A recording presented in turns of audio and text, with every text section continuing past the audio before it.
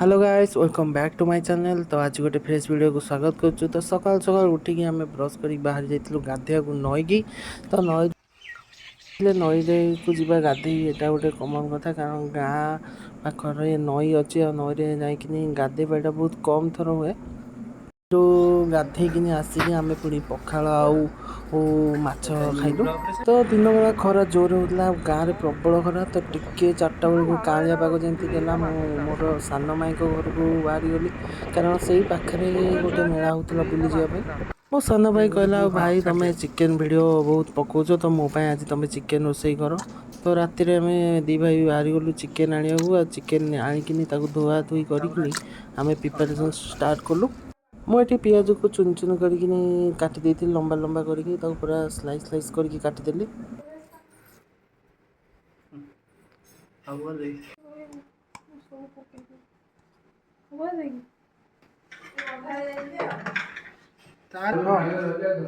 लेंबू टे दे आउ टे दे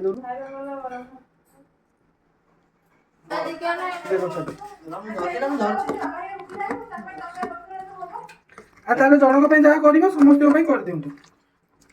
जड़े भात खाइबे जड़े रुटी खाइबे एमती असुविधा ना है भाई। सबुदिन हो सब भल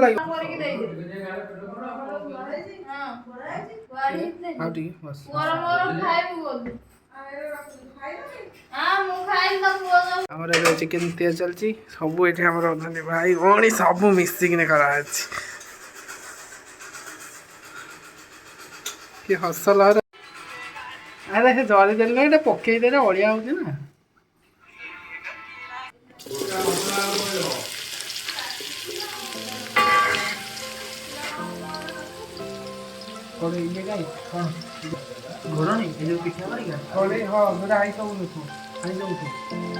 पचार दे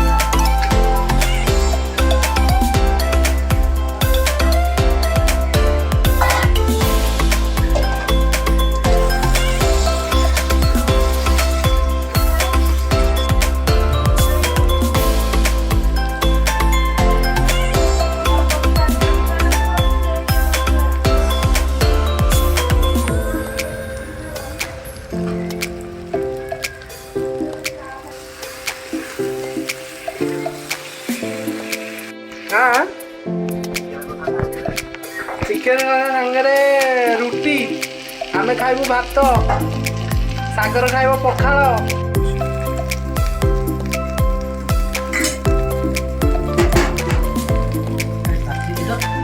छाटी दौर कौन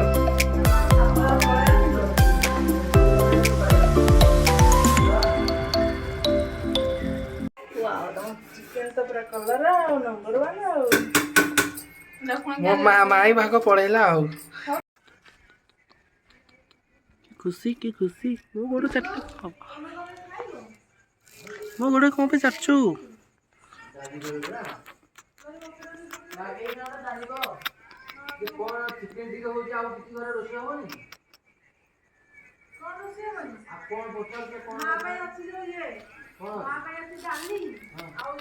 रोसे कम सारिकी बाहरी पड़ू देखा यात्रा। तो रात अंधार बहुत जोर होता जंगल रास्ता हाथी बाहर लेट्रे गलु तो डर लगुला फाइनाल आम पहुँच गलु।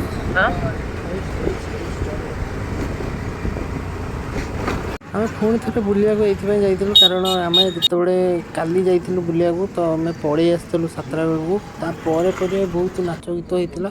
ତ ଆଜି ଆମେ ଆଉ ଥରେ ଆସିଥିଲୁ ନାଚ ଗୀତ ହେବ ବୋଲି। ସେତେବେଳକୁ ଆମର ଷ୍ଟେଜରେ ସିଦ୍ଧାନ୍ତ ସାର୍ ଆମର ଭାଷଣ ଦେଉଥିଲେ। ଆଉ ସେଠିକା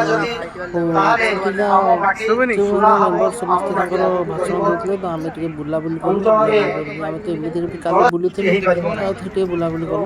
ଅନୁରୋଧ ଆପଣମାନେ ସମସ୍ତେ ଏ ଅଞ୍ଚଳର ଶିଳ୍ପାୟନ ପାଇଁ ବିଶେଷ ଆଗ୍ରହ ପ୍ରକାଶ କରନ୍ତୁ। ଏ ଅଞ୍ଚଳରେ ଆଜିର ଏ ବସନ୍ତ ମହୋତ୍ସବ ସେ କହିଲେ ଯେ ଶିଳ୍ପାୟନ ହେବା ଦରକାର, କିନ୍ତୁ କଳାକାର ଭାବରେ ମୁଁ କହିବି ମୋ ଟିକେ ମତ ଯେ ଶିଳ୍ପାୟନ ସହିତ ମୋର ଭାଷା ସଂସ୍କୃତି କଳାକୁ ବି ଆଜି ଆମକୁ ବଞ୍ଚେଇ ରଖିବା ଦରକାର, ଯାହାର ପ୍ରମୁଖ ଭୂମିକା ଆମର ଏଇ ଯେଉଁ ମଞ୍ଚ ଆଜି ତିଆରି ହେଇଛି ଉପଖଣ୍ଡ ବସନ୍ତ ମହୋତ୍ସବ କାମାକ୍ଷାନଗର, ସୋ ତାର ଗୋଟେ ବହୁତ ବଡ଼ ଭୂମିକା ରହିଛି। ଏବଂ ଆଜି ଷ୍ଟଲ୍ ଲାଗିଛି ଏ ଜାଗାରେ, ଯେଉଁ ଜାଗାରେ ଆମର ଏଇଠିକାର ଲୋକାଲ ଯେଉଁ ଯାଇକି ଓଳାଶୁଣି ପର୍ଯ୍ୟନ୍ତ ମୋର ସାନ ଭାଇ ବଡ଼ଚଣାର ଯିଏ ବିଧାୟକ ଅଛନ୍ତି ଅମର ଭାଇ ଆମର ଅମରନାଥ ଐତିହାସିକ ମଞ୍ଚ ସଜା ହେଇପାରିଛି। ସ୍ୱାଗତ କରିବା ଗୋଟେ ଜୋରଦାର ତାଳି ସହିତ।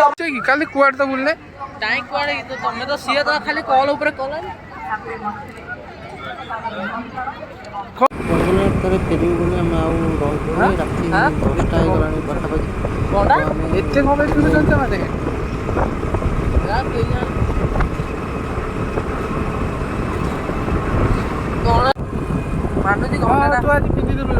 ଘଣ୍ଟାଟା ପିନ୍ଧିଥିଲି।